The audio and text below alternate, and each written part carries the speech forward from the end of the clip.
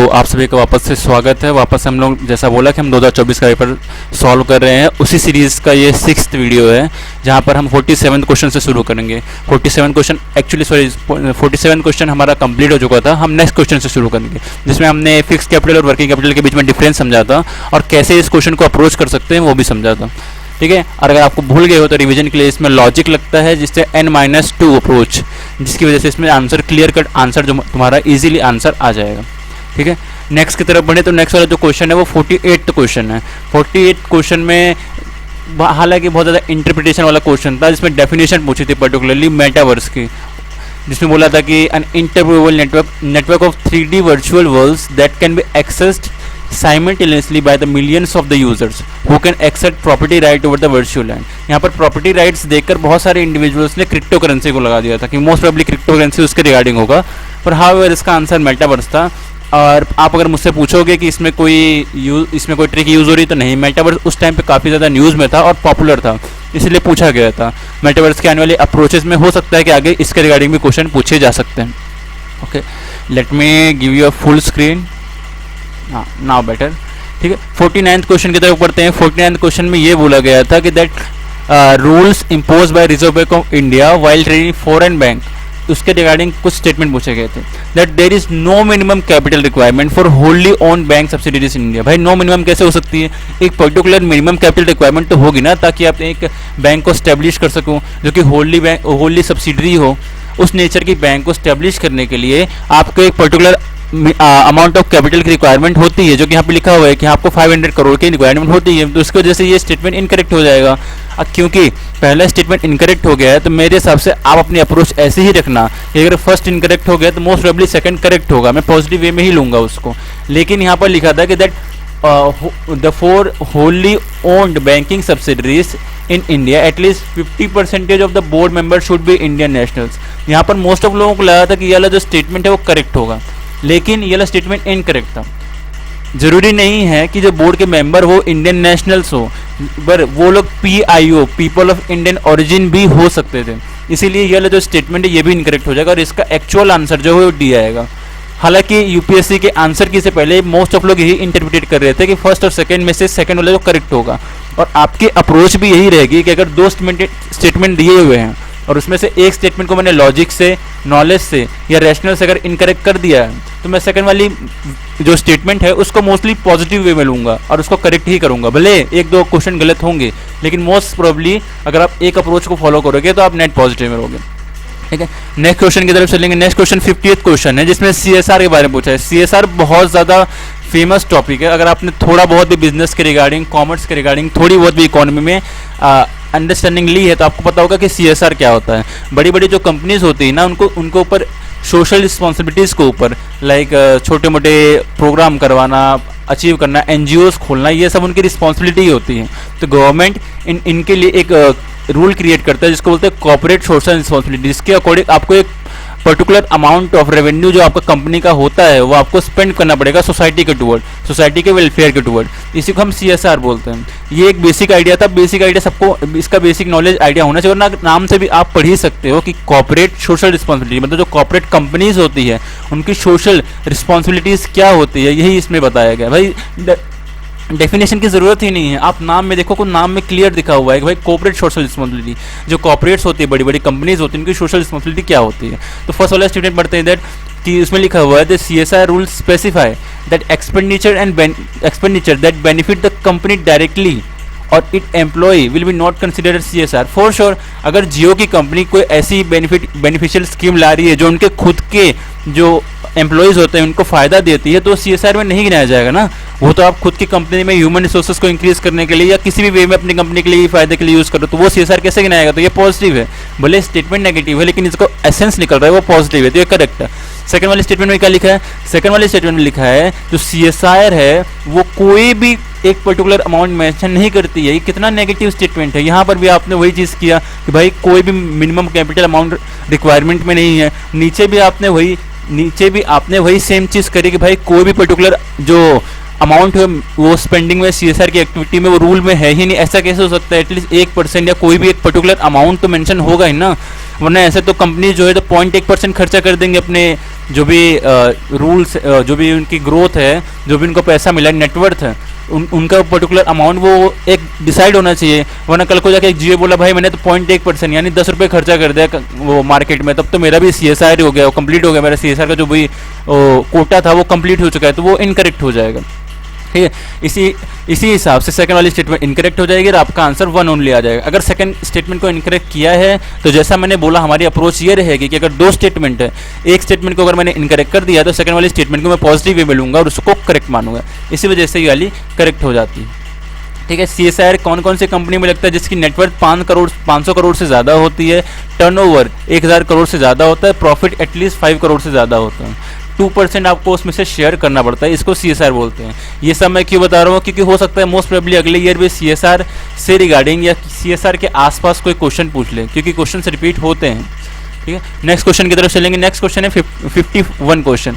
इसमें ये लिखा गया है जो USA है वो अगर डिफॉल्ट हो जाते हैं अपने ही डेप पर डिफॉल्ट हो जाना, मतलब वो होता है ना दिवाला घोषित कर देती है, तो जो US ट्रेजरी है वो अपना जो क्लेम है वो एक्सरसाइज नहीं कर पाएगी पेमेंट रिसीव करने के लिए। करेक्ट है, अगर मैं डिफ़ॉल्ट हो जाता हूँ तो फॉर श्योर ना कोई मेरे ऊपर जो अमाउंट होता है वो क्लेम नहीं कर सकता है अनटिल अनलेस मेरे पास कोई प्रॉपर्टी नहीं है, मैं कोई प्रॉपर्टी ओन करता हूँ, वो प्रॉपर्टी या कोई बिजनेस ओन करता हूँ वो बिजनेस, ये सब हम लोग जमा करेंगे, उसकी वैल्यू निकालेंगे और उसके अकॉर्डिंग हम लोग फिर क्लेम को देखेंगे कि क्लेम पॉजिटिव है या नेगेटिव है। हम डायरेक्टली क्लेम नहीं कर सकते, अगर कोई डिफॉल्ट पे है तो हम डायरेक्टली उस पर क्लेम नहीं कर सकते। तो ये स्टेटमेंट नेगेटिव वे में करेक्ट है, ये सब कोर्स नेगेटिव सेंस है लेकिन ये स्टेटमेंट करेक्ट है। सेकंड में क्या लिखा हुआ है कि भाई USA गवर्नमेंट का जो डेप्ट है वो किसी भी हार्ड असेट से नहीं लेकिन सिर्फ फेथ ऑफ द गवर्नमेंट से लिया हुआ है। हाँ, आप एक जनरल बैंक में जाते हो, बैंक में भी आपको नहीं पता है कि बैंक ने क्या रखा हुआ है, लेकिन आप बैंक में पैसे जमा करके वहाँ से खुशी खुशी निकल आते हो, आप पॉजिटिव रहते हो हमेशा कि हाँ मेरा जो पैसा है वो हमेशा बैंक में सेफ रहेगा। इवन दो बैंक ने आपको कहीं लिख कर नहीं दिया है कि अगर हम डिफ़ॉल्ट होते हैं तो हम आपको सारे पैसे दे देंगे, नहीं, ऐसा कहीं नहीं लिख के देखा है। हो सकता है कि बैंक कल को जाके डिफ़ॉल्ट हो जाए लेकिन आपने अपना भरोसा दिखा करके बैंक में पैसे जमा किए हैं, तो जो आपका मनी है वो किसी पर्टिकुलर हार्ड एसेट से बैक नहीं है, आपका जो मनी है वो आपके फेथ से बैक है। और यही सेम अब चीज़ यहाँ पर भी अप्लाई होती है, इसीलिए ये भी करेक्ट है। और जनरली जब दोनों करेक्ट होती हैं तो बी वाला जो ऑप्शन है बहुत रेयर होता है, ऐसा नहीं कि ऑप्शन कभी होगा नहीं लेकिन बहुत रेयर होता है। तो आप जनरली आप ए की तरफ जन करना, क्योंकि ए के जो चांसेस है कंपैरेटिवली बी के हाइयर होते हैं। अगर आप ये चीज़ फाइनलाइज नहीं कर पा रहे हो कि ये एक्सप्लेन कर रहा है या नहीं कर रहा है तो आप जनरली ए की तरफ जाना। ओके, नेक्स्ट क्वेश्चन की तरफ चलते हैं। ये वाला क्वेश्चन ड्रॉप हो गया था तो इसको हम लोग स्किप करते हैं एक बार के लिए। 53rd क्वेश्चन था, ड्रॉप क्वेश्चंस के लिए एक अलग पेपर बनाया जाएगा कि वो वाले क्वेश्चंस क्यों ड्रॉप हुए, उसको रिगार्डिंग क्या कॉन्ट्रोवर्सीज थी। ठीक है, उस पर भी हम डिबेट करेंगे, उस पर हम बात करेंगे।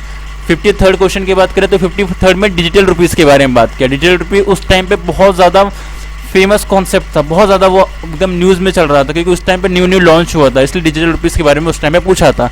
अब डिजिटल रुपीज़ के बारे में जो एक एक हम पढ़ के स्टेटमेंट्स पढ़ते हैं और जनरल आइडिया लगाते हैं। अगर तुम्हें कुछ नहीं पता है तुम एक बस ये मान लो डिजिटल लिखा हुआ है, इसको 2 वे में, एक second let me clear you out this. अब तुम्हें इसके बारे में कुछ नहीं पता, चलो मान लेते हैं मुझे भी कुछ नहीं पता, ठीक है। मैंने इसको सबसे पहले तो 2 टुकड़े में बांट दिया, एक हो गया डिजिटल और एक हो गया रुपीज़, ठीक है। तो इतना मुझे आइडिया लग गया कि भाई कोई रुपये का फॉर्म है जो मोबाइल में जमा कर सकते हैं या कहीं ऐसे कंप्यूटर वगैरह में जमा कर सकते हैं, सेव कर सकते हैं, इसको यूज़ कर सकते हैं, उसको अपन डिजिटल रुपये बोलते हैं। एक जनरल कॉन्सेप्ट मुझे मिल गया, मुझे नहीं पता ये क्या होता है, ठीक है, लेकिन मैं एक जनरल कॉन्सेप्ट नाम से पढ़कर निकाल सकता हूँ, ठीक है। उसके बाद अपन एक एक करके स्टेटमेंट पढ़ते हैं कि that it is a sovereign currency issued by RBI in alignment with monetary policy. अब कोई भी पर्टिकुलर करेंसी होगी वो तो RBI ही इशू करती है। हमारी जो फिजिकल करेंसी होती है अगर वो RBI इशू कर रहा है तो फोर श्योर डिजिटल करेंसी भी RBI ही इशू करेगा, तो ये भी करेक्ट हो गया। ऐसा तो होगा नहीं भाई कि फिजिकल करेंसी कोई और इशू कर रहा है, डिजिटल कोई और इशू कर रहा है, क्लैश करेगा ना। आपने एक पर्टिकुलर अमाउंट ऑफ मनी को लिमिट करना है, किसी भी इकोनॉमी में एक लिमिटेड अमाउंट ऑफ मनी ही छापी जा सकती है, limited amount of money he generate करी जा सकती है। इसीलिए डिजिटल रुपीज़ को और फिजिकल रुपीज़ को एक ही अथॉरिटी इशू करनी चाहिए ताकि दोनों में जो है वो सिंक बना रहे, ठीक है, सिंक्रोनाइजेशन बना रहे, अलग अलग ना हो। सेकंड में क्या लिखा था कि it appear as a liability on the RBI's balance sheet for sure rupees में भी जो है आप पढ़ोगे, अगर 10 रुपये की नोट में पढ़ोगे तो उसमें लिखा हुआ होता है कि मैं धारक को 10 रुपये देने का वादा करता हूँ, यानी वो एक लाइबिलिटी होती है गवर्नमेंट पे। अगर किसी इंडिविजुअल के पास 10 रुपये हैं तो आप उसको मना नहीं कर सकते कि मैं मनी एक्सेप्ट नहीं करूँगा, आपको मनी एक्सेप्ट करनी पड़ेगी। और सेम कॉन्सेप्ट डिजिटल रुपये में अप्लाई होता है, भले वो डिजिटल है लेकिन है तो रुपये ही ना, तो वो भी तो एक लाइबिलिटी ही क्रिएट कर रहा है गवर्नमेंट पे। कल को जाके अगर कोई पर्सन उन पे बोलता है कि मुझे 10 रुपये है, मुझे ये पर्टिकुलर असेट चाहिए, तो आपको देना पड़ेगा, वो चीज़ एक लाइबिलिटी क्रिएट हो जाती है गवर्नमेंट पे। तो इसीलिए सेकंड स्टेटमेंट भी करेक्ट है। थर्ड स्टेटमेंट की तरफ चलते हैं। थर्ड स्टेटमेंट में लिखा हुआ है it is insured against inflation bye it's very design. ठीक है, पहली नज़र में ये जो स्टेटमेंट है वो पॉजिटिव लगता है, लेकिन आप ध्यान से पढ़ोगे तो यहाँ पे लिखा है इंश्योर्ड अगेंस्ट इन्फ्लेशन। भाई इन्फ्लेशन से कौन सी चीज़ बची है? आज तक कोई चीज़ नहीं बची है। एक पर्टिकुलर थिंग जो 2017 में खरीदी गई है 24 में उसकी सेम वैल्यू नहीं हो सकती। क्यों? क्योंकि उस पर इन्फ्लेशन आ जाता है। ठीक है, इन्फ्लेशन आ जाता है, इसलिए उसकी या तो वैल्यू कम हो जाती है या कुछ चीज़ों की वैल्यू बढ़ जाती है। ठीक है, दोनों में एक्सचेंज होता है। असेट की वैल्यू कम हो जाती है और जो भी आप एक करंट फॉर्म में किसी असेट को खरीद रहे हो तो उसकी वैल्यू पुराने टाइम से बढ़ जाती है।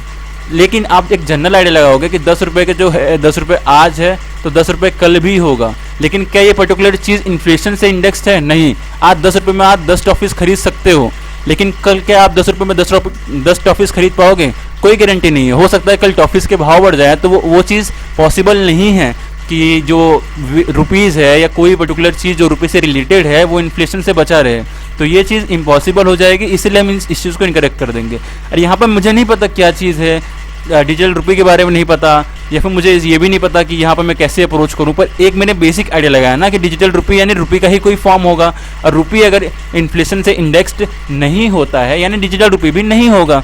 इसीलिए हमने थर्ड को एलिमिनेट कर दिया और एलिमिनेट कर दिया, बाकी तीनों करेक्ट को हमने करेक्ट कर दिया और आंसर आपका आ गया, क्योंकि ये तीनों तो पॉजिटिव है। ठीक है, अब जैसे मैंने आपको एग्जांपल दे वही स्टेटमेंट 4 में वही एग्जांपल इन्होंने यूज़ किया है that it is freely convertible against commercial bank money and cash. Force और डिजिटल रुपीज़ में हुआ तो क्या हुआ, वैल्यू तो उसकी रुपये जितनी ही होगी। तब तो भाई अगर कल को जाके मेरा मन करता है तो मैं अपने मोबाइल से डिजिटल रुपीज़ को रियल कैश में कन्वर्ट करवा सकता हूँ। Yes, it is very positive statement, ये करेक्ट होना चाहिए और डी ऑप्शन होना चाहिए इसका मोस्ट प्रोबेबली। इसका मेरे हिसाब से आंसर डी ही होना चाहिए और मेरे हिसाब से आंसर डी होगा इसका। I am pretty sure about it, क्योंकि इसमें जनरल लॉजिक लग रहा है, लॉजिक से वाला क्वेश्चन सॉल्व भी हो जाएगा। 54th पे देखते हैं। अब 54th में बहुत सारे बड़े बड़े ज्ञानी बाबा लोग आएंगे जो आपको बोलेंगे कि भाई इसमें ये ट्रिक लग रही है, इसमें वो ट्रिक लग रही है, इसमें ये ट्रिक लग रही है। लेकिन मैं टू बी ऑनेस्ट यहाँ पे मैं आपको झूठा कोई दिलासा नहीं दूंगा, यहाँ पर कोई ट्रिक नहीं लग रही। यहाँ पे बेसिकली 3 नाम दे दिए गए हैं, बोल रहे हैं कि जिसमें जो बुद्धा के उसके एपिथेट्स कौन कौन से हैं। अगर आपको पता है then it's well and good, अगर आपको नहीं पता है तो आप N-2 अप्रोच को यूज़ कीजिए। मोस्ट प्रोबेबली मैं तो ए को ही टिक करता, आपको भी ए को ही टिक करना चाहिए। अगर आप किसी और ऑप्शन को, ये सपोज अगर आपको नॉलेज है इसके रिगार्डिंग तो गो फॉर इट, आप नॉलेज लगाओ। अगर आपको पता है ये है नहीं है, टिक करो उसको, थोड़ा ब्रेनस्टॉर्मिंग करो, रुको, समझो उसको। अगर आपको आ रहा है that is well and good, लेकिन अगर मुझे इसके रिगार्डिंग कुछ पता ही नहीं है या मुझे बिल्कुल ध्यान नहीं है तो मैं कैसे इस चीज़ को अप्रोच करूँगा। तो इसीलिए यहाँ पर अपनी एक कॉमन अप्रोच रखो N-2 की। यहाँ पर N-2 अप्रोच यहाँ पर इनकरेक्ट हो गई। और जैसा मैंने बोला 10 में से 4 जगह या 3 जगह जो N-2 अप्रोच है वो इनकरेक्ट होगी, लेकिन आपको ये 4 और 3 नहीं देखना है, आपको 6 या 7 देखने जो करेक्ट हो रहे हैं, जिससे आप नेट पॉजिटिव में आ रहे हो, बहुत बढ़िया स्कोर करोगे। ठीक है, तो यहाँ पर हम लोग N-2 अप्रोच लगाएंगे और आगे बढ़ेंगे। हालांकि इवन दो इसका आंसर बी है, जो न्याय पुत्ता है वो महावीर के लिए यूज़ होता है, जैनिज्म वाला टर्म है।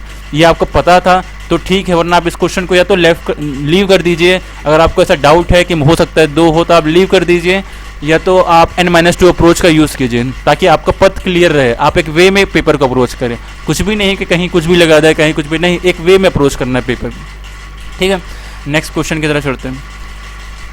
नेक्स्ट जो क्वेश्चन था वो बक्से वाला क्वेश्चन था। अब बक्से वाले क्वेश्चन में हमारी क्या अप्रोच रहती है N-2 की, लेकिन यहाँ पर एग्जैक्ट नंबर्स पूछ लिए ना 1 and 2, 2 and 3, 3 and 4, तो N-2 अप्रोच यहाँ पर काम नहीं करेगी।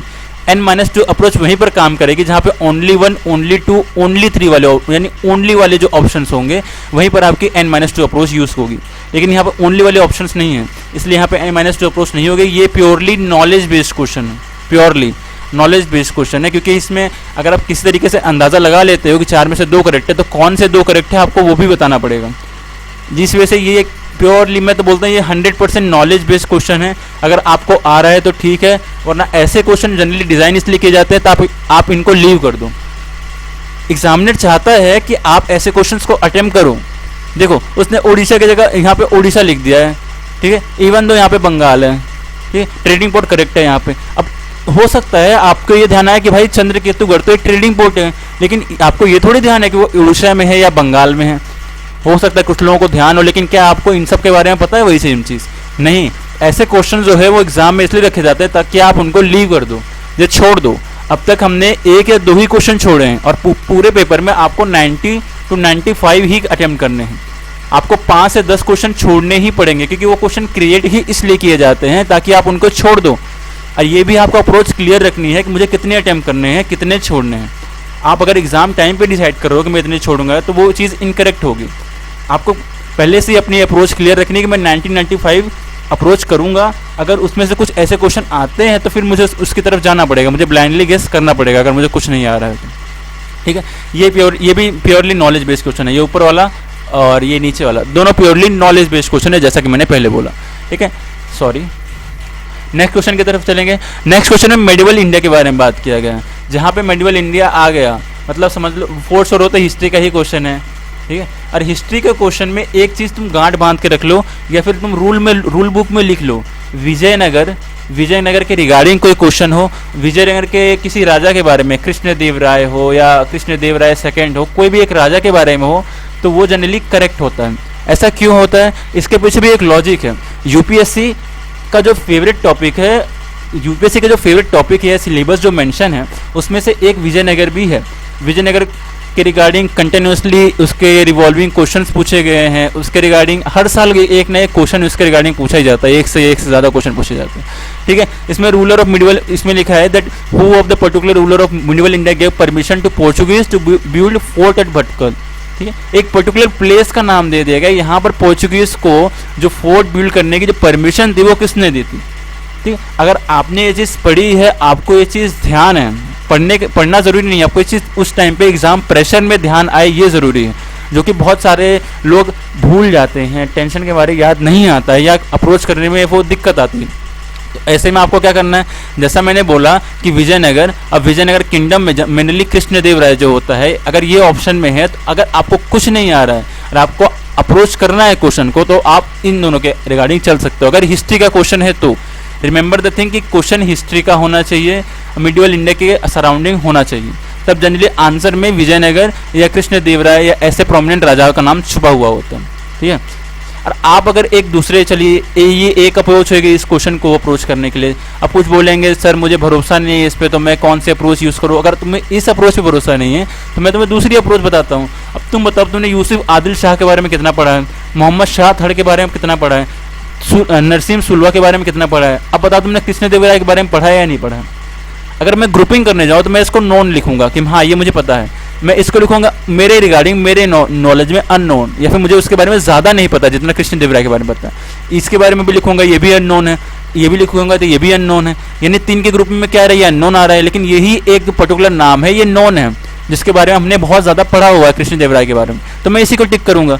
अगर मेरे पास कुछ नहीं है तो एटलीस्ट मेरे पास कोई अप्रोच तो है उसको फॉलो करने के लिए, आंसर देने के लिए, ठीक है। नेक्स्ट क्वेश्चन की तरफ चलेंगे। नेक्स्ट क्वेश्चन 57th क्वेश्चन है जिसमें रेवेन्यू कलेक्शन के बारे में बताया गया। हालांकि ये वाला क्वेश्चन ड्रॉप हो चुका था तो इसके बारे में नहीं पढ़ेंगे, नेक्स्ट मूव करेंगे। 58th क्वेश्चन के बारे में पढ़ेंगे। 58th क्वेश्चन में स्टेटमेंट दी हुई उपनिषद के बारे में पूछा कि कौन से स्टेटमेंट करेक्ट है। और एक और चीज़ ध्यान रखेंगे एग्जाम में कि एग्जाम में क्वेश्चंस में करेक्ट पूछा है या नॉट करेक्ट पूछा है, ये आपको ध्यान रखना है। कई बार हम नॉट करेक्ट नहीं पढ़ते हैं और जल्दी जल्दी में आंसर्स को टिक कर देते हैं जिसके हमारा आंसर इनकरेक्ट हो जाता है। मैं बोलता हूँ अगर आपका 10 सेकेंड 5 सेकेंड 20 सेकेंड जा रहा है लेकिन आप ध्यान से पढ़ो कि क्वेश्चन पूछ क्या रहा है, क्वेश्चन करेक्ट के रिगार्डिंग पूछ रहा है, क्वेश्चन नॉन करेक्ट के रिगार्डिंग पूछ रहा है, या क्वेश्चन कुछ और पूछ रहा है। क्वेश्चन जो भी पूछ रहा है उसके अकॉर्डिंग ही हमें आंसर करना है। और क्वेश्चन में करेक्ट पूछा है तो हमें करेक्ट स्टेटमेंट देखनी है, ठीक है। फर्स्ट स्टेटमेंट दिया गया है कि देयर इज नो पैरेबल्स इन उपनिषद। अब पैरेबल्स क्या होते हैं? पैरेबल्स यानी नीति कथा। अब नीति कथा क्या होते हैं मुझे नहीं पता, लेकिन मुझे ये पता है कि उपनिषद बहुत बड़े होते हैं। उपनिषद इतने वास्ट होते हैं कि इवन इसको पढ़ने के लिए कई बार लोगों को सालों लग जाते हैं। अगर आप रोज़ भी 7 से 8 घंटे की रीडिंग भी करते हो तब भी इसको पढ़ने में आपको सालों लग जाएंगे। तो क्या ऐसा हो सकता है कि पूरे उपनिषद में एक भी नीति कथा ना हो? नहीं, ऐसा पॉसिबल नहीं है। पूरे उपनिषद में एक नीति कथा, दो नीति कथा, इतनी एटलीस्ट एक दो नीति कथा तो होगी। अब मैंने तुम्हें पहले ही बोला, अगर तुम्हारे पास काउंटर करने के लिए स्टेटमेंट नहीं है तो तुम उसको जनरली पॉजिटिव मानोगे, ठीक है। लेकिन यहाँ पर लिखा हुआ है कि कोई उपनिषद में, मेरे पास काउंटर करने के लिए एक स्टेटमेंट है ना कि भाई एटलीस्ट एक आध नीति कथा तो होगी। उपनिषद कितना वास्ट है, कितना बड़ा उपनिषद है, लोगों की लाइफ निकल जाती है उपनिषद को कंप्लीट करने में, उपनिषद को याद करने में। तो क्या उसमें एक भी नीति कथा नहीं होगी? नहीं, ऐसा पॉसिबल नहीं हो सकता। इस सेंस में मैं इसको इनकरेक्ट कर दूंगा। और सेकंड वाली स्टेटमेंट लिखा है उपनिषद वर कंपोज अर्लियर देन पुराना। अब मुझे इसके रिगार्डिंग कोई आइडिया नहीं है, ठीक है। मुझे नहीं पता कि उपनिषद पुराण से पहले बनाए गए थे, उपनिषद पुराण के बाद बनाए गए थे, तो मैं कैसे अप्रोच करूँगा। मैंने पहले ही बोला कि अगर तुमने पहले स्टेटमेंट को इनकरेक्ट कर दिया है तो दूसरी वाली स्टेटमेंट को करेक्ट करेंगे, जिससे हमारा आंसर बी आ जाए। मैं यहाँ जस्टिफाई नहीं कर रहा हूँ। अगर तुम एक जनरल अप्रोच भी लेकर जाओगे एग्जाम में तो तुम नो पैरेबल्स, पूरे उपनिषद में कोई पैरेबल नहीं है ये देखकर तुम जनरली उसको इनकरेक्ट ही मानोगे। और जब हमें पता नहीं होता तो हमें लॉजिक्स का ही सहारा लेना पड़ता है, ट्रिक्स का ही सहारा लेना पड़ता है, ठीक है। नेक्स्ट क्वेश्चन को अप्रोच करेंगे, जैसा कि इसमें आंसर आ चुका है। चलिए अब 59 क्वेश्चन हम लोग अगले वीडियो में कवर करेंगे। ध्यान रखिए, बाय।